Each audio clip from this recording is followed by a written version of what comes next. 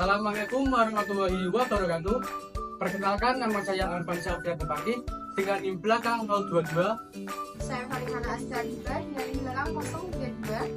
Saya Lani Nurbiba dengan NIM belakang 017. Saya Hita Ali dengan NIM belakang 016. Perkenalkan, kami dari kelompok 5. Kita akan mewawancarai seorang pelaku usaha madu yang bernama Pak Suharto yang bertempatan di Tembalang, Semarang. Oke, simak saja videonya. Halo teman-teman, kembali lagi dengan kelompok kita. Pada kesempatan kali ini, kita akan berbincang dengan salah satu seorang pelaku usaha bisnis digital Islam yang sangat menginspiratif, yaitu Bapak Suharto. Beliau merupakan seorang pembisnis madu yang bernama Madugana yang sudah berskala go internasional. Bisnis ini bertempat di Perum Korpri, Sambiroto, Jalan Kapulaga 2, nomor 408, RT 7, RW 8 Sambiroto, Kecamatan Tembalang, Kota Semarang. Mari kita dengarkan kisah perjalanan beliau.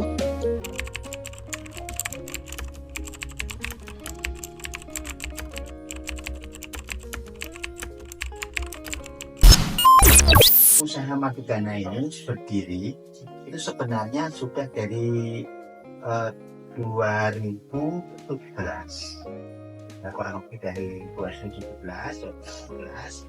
Kemudian aktif di dalam manajemen itu dari 2020, kemudian atau branding ya. Awalnya perusahaan ini atau usaha Madugana ini hanya petani biasa yang dilakukan secara konvensional karena hasilnya kemudian dibeli oleh orang-orang gitu. Kemudian agak besar dibeli oleh corporate retail. Nah, itu belum ada nama, belum ada label.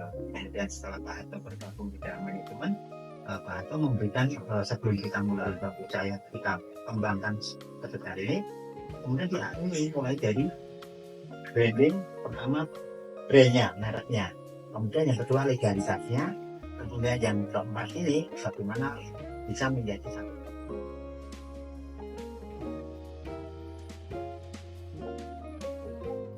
Kok bisa dinamakan Madugana itu gimana? Kenapa? Ya, kenapa gitu? Itu tadi dari awal saya sampaikan.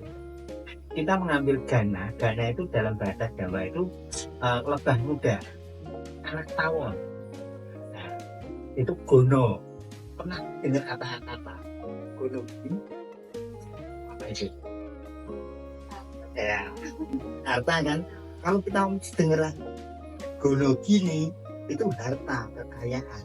Nah, gono di sini artinya adalah anak lebah muda. Lebah muda itu gono. Kemudian kalau dalam bahasa kedepannya adalah kesejahteraan. Usaha Madugana ini berdiri pada tahun 2017. Kemudian Bapak Suharto terjun dan membranding di dalam manajemennya pada tahun 2020. Usaha Madugana ini awalnya hanya dilakukan oleh petani biasa secara konvensional. Kemudian hasilnya dibeli oleh banyak orang dan beberapa perusahaan.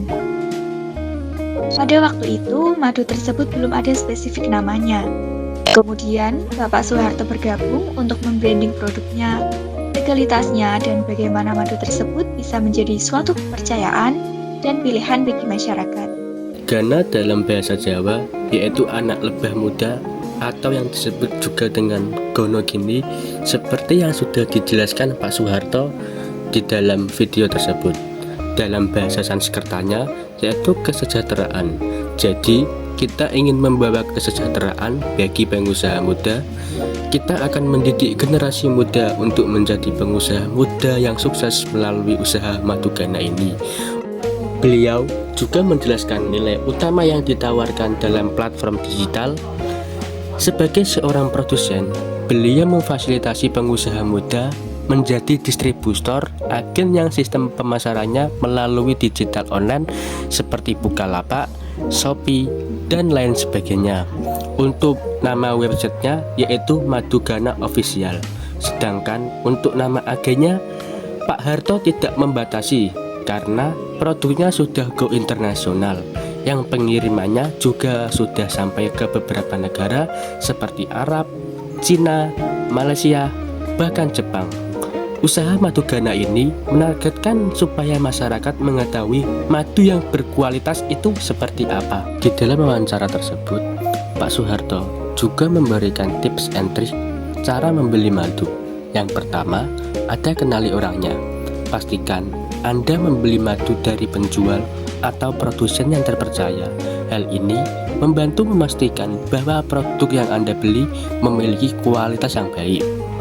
Yang kedua, beli madu bukan asli atau palsunya, tetapi dari kualitas madu yang berasal dari alam. Ini menunjukkan bahwa yang lebih penting adalah kualitas madu itu tersendiri. Madu alami biasanya memiliki kandungan yang baik untuk kesehatan dibandingkan hanya fokus pada keaslian tanpa melihat kualitas sebenarnya. Sumber daya yang paling penting dalam usaha ini ialah yang pertama, yang paling penting adalah kemauan. Berapapun modalnya, kalau tidak ada kemauan dan komitmen tidak akan terlaksana.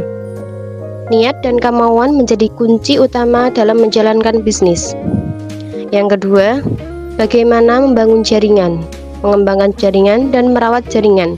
Kegiatan membranding dan marketing produk merupakan kunci sukses dalam berwirausaha. Prinsip keadilan dalam bisnis tersebut adalah usaha bisnis ini lebih memprioritaskan bisnis kekeluargaan daripada bisnis oriented. Beliau menerapkan sistem penjualan ada beberapa level, yaitu distributor, stokis, agen, reseller, dan konsumen.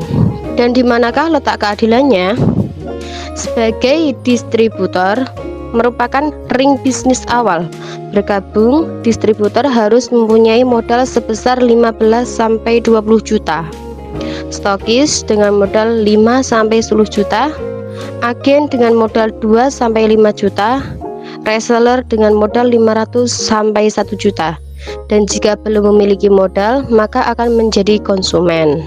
Tantangan usaha Madu Ghana yaitu yang pertama dari segi produknya. Produk madu sangat banyak, jadi banyak kompetitornya. Yang kedua, madu berasal dari produk alam, jadi kita tidak bisa memprediksi alam. Apabila musim hujan, kadar air agak tinggi yang mengakibatkan lebahnya malas untuk keluar karena hujan. Hal ini akan mempengaruhi kualitas dan kuantitas madu tersebut. Pada musim kemarau, produksi juga menurun karena banyaknya tanaman yang kering. Saran bagi mahasiswa yang memulai bisnis digital adalah waktu luang kuliah bisa dimanfaatkan untuk berbisnis. Kuncinya yang utama adalah niat, kemauan, di situ pasti ada jalan, serta menerapkan prinsip sapa, salam, doakan dalam memulai suatu usaha.